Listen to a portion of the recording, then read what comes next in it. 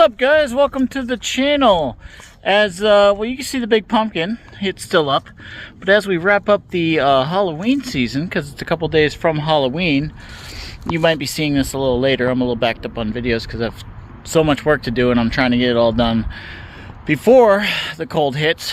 But as we approach Halloween, I want to introduce you to some new members of our farm, Bougie Acres, but introduce you to some new family members of our little farm. And I want you to say hello to a couple friendly faces. So here first, I'm going to introduce you to Rex. This is Rex. He is a mini highland. He won't get much bigger than this, but he was born in May, and he is one of the new inductees into our family. This is Riker. Riker here is a little bit more chocolate brown, darker undercoat than Rex is, but Riker here and him, same dad, so they're stepbrothers. He was also born in May. And then I want to introduce you to Gain. We transformed from movie serial killers like Jason and Billy and Leatherface to actual serial killers. So he's named after Ed Gein. This is Gein. He is, I believe, a high park, but he's also a mini cow. He's the biggest of all of our herd here. He was also born in May, and he's not going to get too much bigger. His parents were like 38 or 36 inches, so he's not going to get too much bigger. But because he's a few inches taller than the other three, I'll show you the last one here in a second. He's starting to be a bully. But I also want to introduce you to, hey, come here. This little guy, he is our micro mini, but this little guy, his name is Gacy. Let's see if I can turn the camera around here so I can show you his face, because he is a cutie. And he is the smallest of the bunch. He is what's considered a micro mini. He also was born in May, and he's about 30% smaller than the other ones. But he, hi buddy.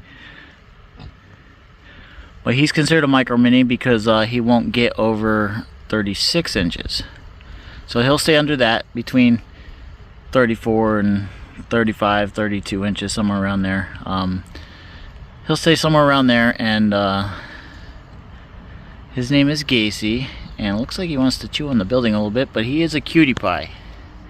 He really is. Now,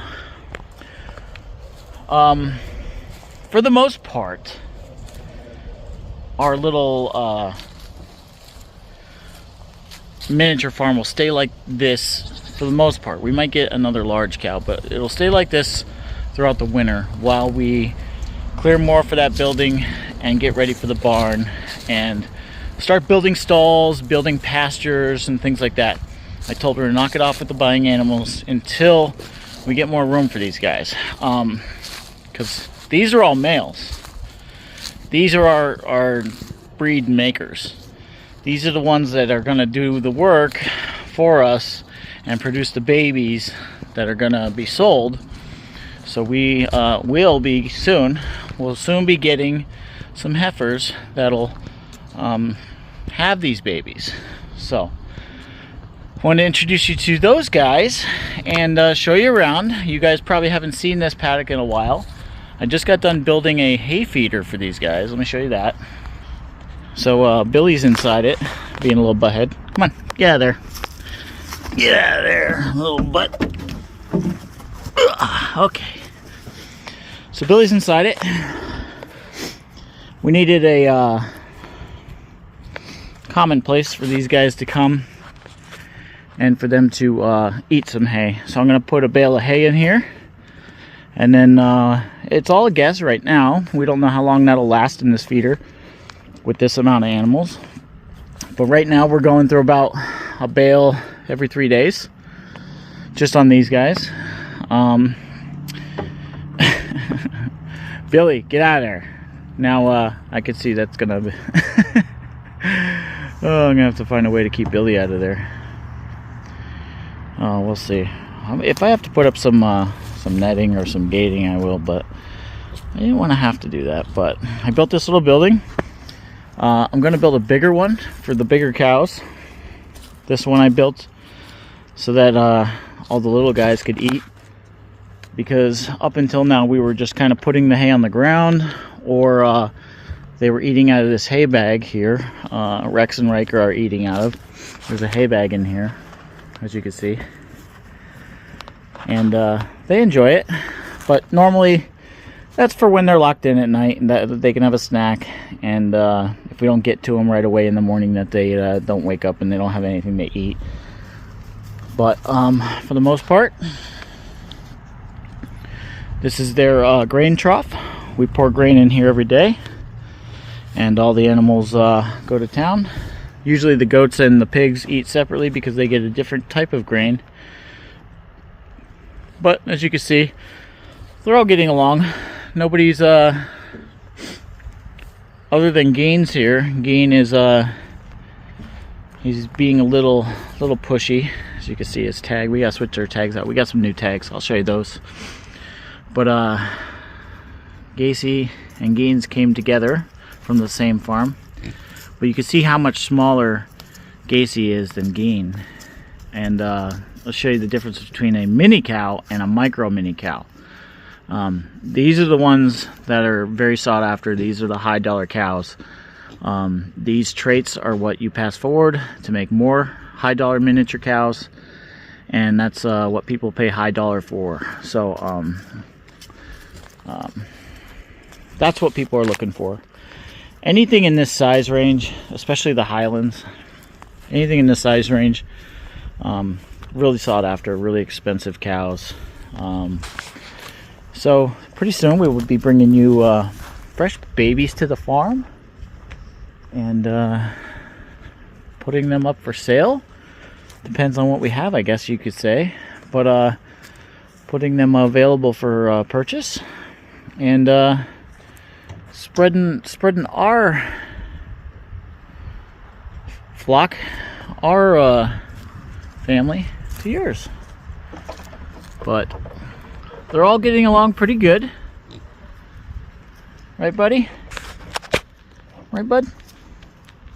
Yeah, you're a good pig. You're a good pig. Even you. Even you, yeah, you're a good pig too. Yeah.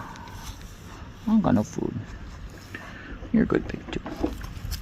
Oh. Billy was getting a little jealous. Billy's getting a little jealous. So if anything, you could see, even from our little interaction, the animals love it here. They love us, and even though we just got them last night, but even though we just got them and then those Highlands last week, they're really coming around, and everybody's having a good time, and everybody likes it here, and it's fun, and none of them are trying to get out. I just drove the tractor in here, opened the gate right up, and none of them tried to leave. So they don't want to leave. Well, until next time, guys, leave those comments in the comments section. Those comments let me know that you're watching. Let me know what you think. As far as this, I think I'm gonna put some maybe some rocks on top, just to kind of keep the top from getting blown off in the case of a strong storm or something like that. Because it is I did 2x6, because all this was donated wood actually, so it cost me nothing. But I did put some 2x6s across the top, so it'll support tons of weight up there. And then instead of like roofing panels, because I didn't have exactly enough to do the whole thing in roofing panels, I just decided to do heavy duty plastic. And this is like a moisture barrier plastic that's used inside homes, so it's weather resistant and all that. But we'll do a roof on it next summer. But for now, I'm just gonna see how it's gonna go, and I think I'll put some heavy rocks up there, just to kind of keep the wind from possibly blowing this off, because it's just stapled up there. But it came out good, and I extended it and made it bigger than the hay feeder itself. That way, not only will the hay stay dry, but the animals that are underneath here eating it will also stay dry if they want to stand here and eat. So that'll be good for the rain or the snow. But until next time, hey guys.